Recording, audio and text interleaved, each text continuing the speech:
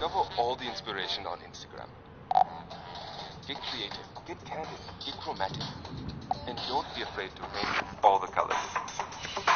Share your full color self on Instagram.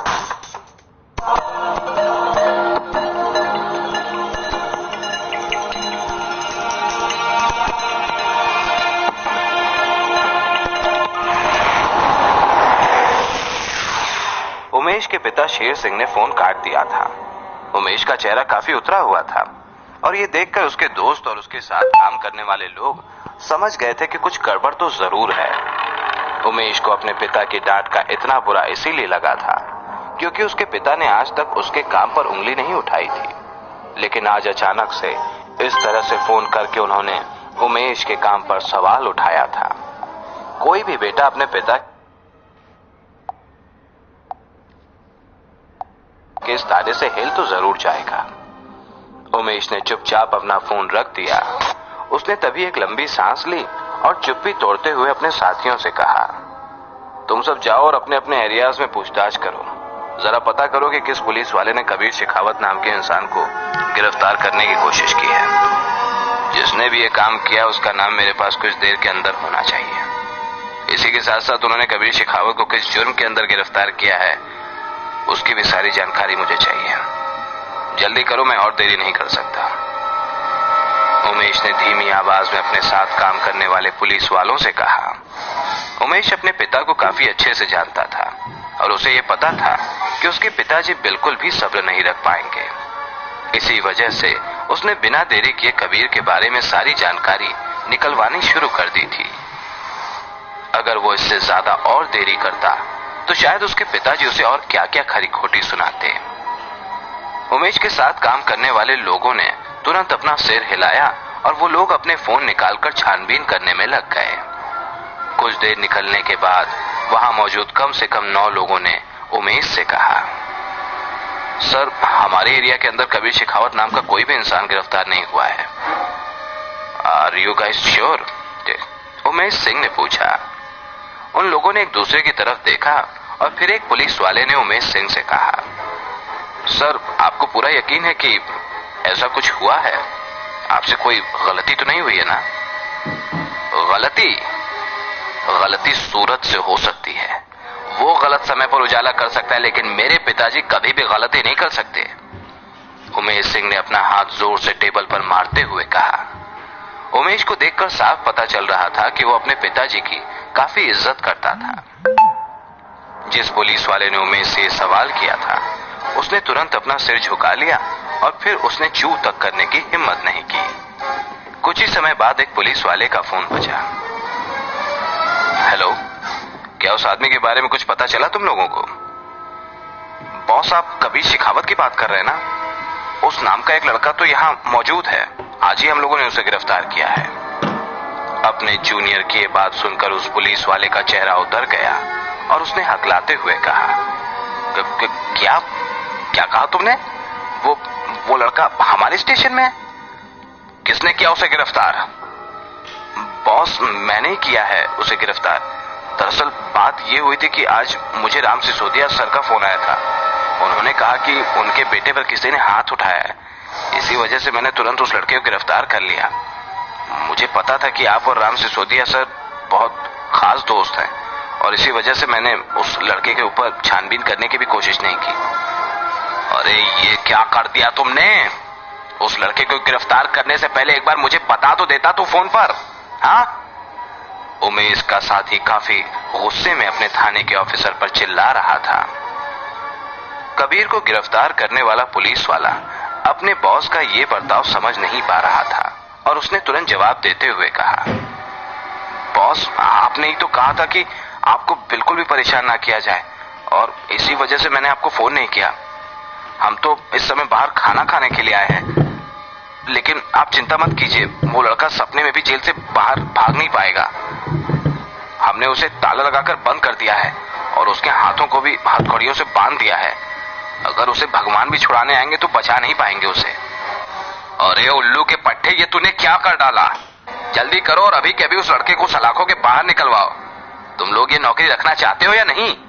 जिस तरीके की तुम्हारी हरकतें हैं उस हिसाब से तो तुम कुछ भी नहीं कर पाओगे। उमेश के साथ बैठा हुआ पुलिस वाला काफी गुस्से में आ गया था। उमेश भी ये सारी बातें सुन रहा था और वो तुरंत खड़ा हो गया और उसने घूरते हुए अपने साथी को देखा और कहा, रोहन जी उठिए और मुझे अपने एरिया के पुलिस स्टेशन में लेकर चलिए। जैसे ही पुलिस इंस्पेक्टर रोहन शर्मा ने उमेश सिंह की ये बात सुनी, वैसे ही उसके पैर कांपने लगे और 2 मिनट के लिए वो अपनी जगह से खड़ा भी नहीं हो पा रहा था। कैसे न कैसे हिम्मत करके वो उमेश सिंह को अपने साथ थाने लेकर गया। कबीर को गिरफ्तार करने वाला पुलिस वाला अभी तक वापस नहीं आया था। उमेश सिंह ने उस पुलिस वाले का इंतजार नहीं किया और वो सीधा जेल के अंदर चला गया। और जैसे ही उसने कबीर को देखा, वैसे ही वो उससे माफी मांगते हुए कहने लगा, अरे कबीर बेटा, तुम ठीक तो हो ना? तुम्हें कोई परेशानी तो नहीं हुई ना? इन बेवकूफों की तरफ से मैं तुमसे माफी मांगता हूँ। जल्दी करो, महेंद्र अंकल और बाकी सब तुम्हारा इंतजार कर रहे हैं। उनकी बात सुनकर कबीर धीरे से खड़ा हुआ और उसने अपने हाथों के जोर से अपनी हथकड़ियां खुद ही तोड़ दी और फिर उसने उमेश सिंह से कहा, आप आ ही गए हैं तो आगे का मामला मैं आपको संभालने देता हूँ। मुझे तो इस समय बहुत भूख लग रही है। कबीर ने मुस्कुराते हुए कहा। उमेश सिंह ने अपना सिर हिलाया और फिर उन्होंने कबीर के कंधे पर हाथ रखते हुए कहा, कबीर, मैं सच में बहुत शर्मिंदा हूं कि तुम्हें इस तरह जेल के अंदर रहना पड़ा। मैं उम्मीद करता हूं कि आज की इस घटना की वजह से तुम मेरे पिताजी से नाराज नहीं होगे। तुम तो जानते ही हो कि उन्हें तुम्हारी दवाई की सख्त जरूरत है। ये सुनकर कबीर मुस्कुराया और उसने कहा, अरे अंकल, आप उसकी चिंता क्यों कर रहे हैं? मैं समझता हूं कि आप और मेरे सारे दादू मेरे खिलाफ कभी भी कुछ नहीं होने देंगे। और रही बात दवाई की, तो मैं उसे बनाने में अपनी पूरी जी जान लगा दूंगा। अभी के लिए मैं चलता हूं। कबीर की बात सुनकर उमेश जी की जान में जान आई और उन्होंने तुरंत कबीर का हाथ पकड़कर कहा, अरे मैं तुम्हें ले चलता हूं कबीर, इस समय तुम्हें टैक्सी कहां मिलेगी? उमेश सिंह बिल्कुल ठीक कह रहे थे और इसी वजह से कबीर उनकी गाड़ी में उनके साथ बैठ गया और वो दोनों सिंह खानदान के घर की तरफ जाने लगे। आरव के घर पहुंचते ही कबीर ने देखा कि पूरा परिवार बागीचे में एक टेबल लगाकर बैठा हुआ है और उस टेबल के ऊपर काफी स्वादिष्ट व्यंजन भी रखे हुए हैं। ये दृश्य देखकर उमेश सिंह और ज्यादा डर गए थे। पापा देखो, मैं कबीर को वापस लेकर आया हूं। उमेश सिंह ने डरते हुए कहा, सारा का सारा खाना ठंडा हो चुका है अब। शेर सिंह दादू ने गुस्से में कहा। अपने पिताजी का ये गुस्सा देखकर उमेश सिंह काफी डर चुका था। माहौल को देखते हुए श्वेता आंटी तुरंत खड़ी हुई और उन्होंने सबसे कहा, अरे शेर सिंह जी, आप परेशान क्यों होते हैं? मैं अभी सारा खाना गर्म करके ले आती हूँ। शेर सिंह अपने बेटे पर अभी भी गुस्सा थे और उन्होंने धीरे से अपने बेटे से कहा, आखिर कबीर को गिरफ्तार क्यों किया गया था? उमेश सिंह को समझ नहीं आ रहा था कि वो इस बात का आखिर क्या ही जवाब दें। उसने ये सारा काम इतनी जल्दबाजी में करवाया था कि उसे खुद भी ठीक से नहीं पता था कि कबीर की गिरफ्तारी के पीछे वजह क्या थी। उमेश कोई जवाब दे पाता उससे पहले ही उसके पिताजी ने कहा, अपने भाइयों में से तुम ही सबसे ज्यादा नासमझ निकले हो उमेश। आखिर इस तरह से काम करते हो तुम? ये कोई तरीका है काम करने का? इस समय शेर सिंह दादू अपने बेटे को लेकर काफी शर्मिंदा महसूस कर रहे थे। उन्हें अपने दोस्तों के सामने अपने बेटे को डांटने में अच्छा तो नहीं लग रहा था, लेकिन उमेश की हरकत को देखकर वो अपना गुस्सा काबू नहीं कर पा रहे थे। उमेश को डांट पड़ते हुए देखकर कबीर को बिल्कुल भी अच्छा नहीं लग रहा था और इसी वजह से उसने खाने की एक प्लेट उठाई और उसे शेर सिंह दादू के सामने रख दिया। दादू, आपको इसी तरह से बातें बनानी या फिर खाने पर भी ध्यान देना है? आप जानते हैं ना कि अकेली मेरी दवाई आपको ठीक नहीं कर पाएगी। आपको आपके खाने पीने पर भी काफी ध्यान देना पड़ेगा, समझे?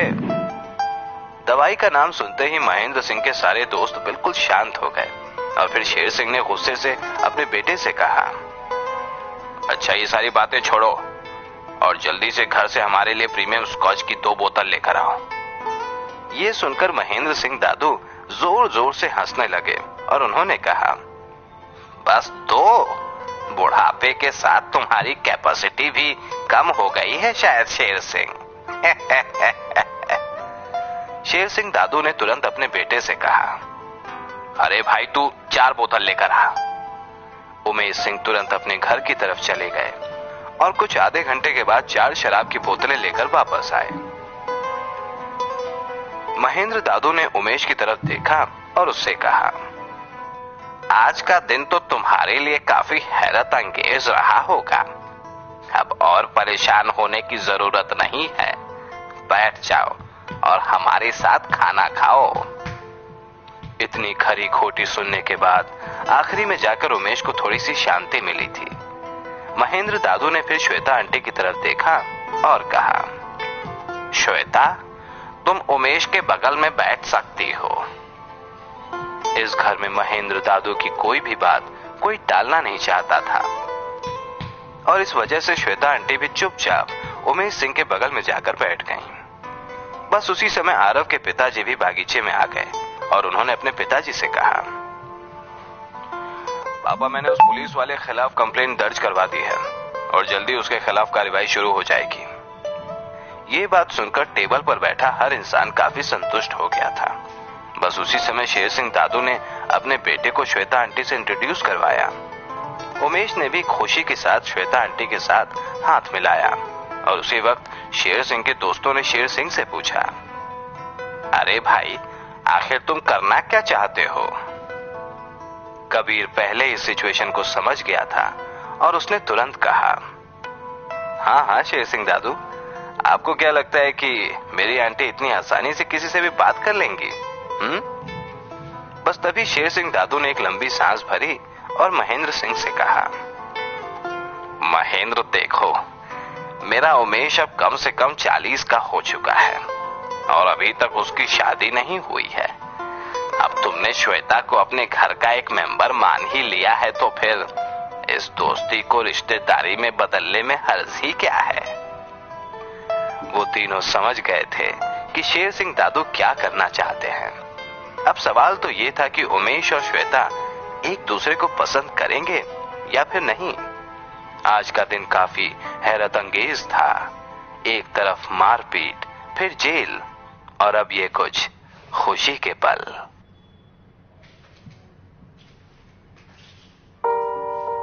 समीरा ने बचपन से सिर्फ स्ट्रगल देखा था। अपने डैड की वजह से वो आज भी सफर कर रही थी और उसकी माँ हर हालत में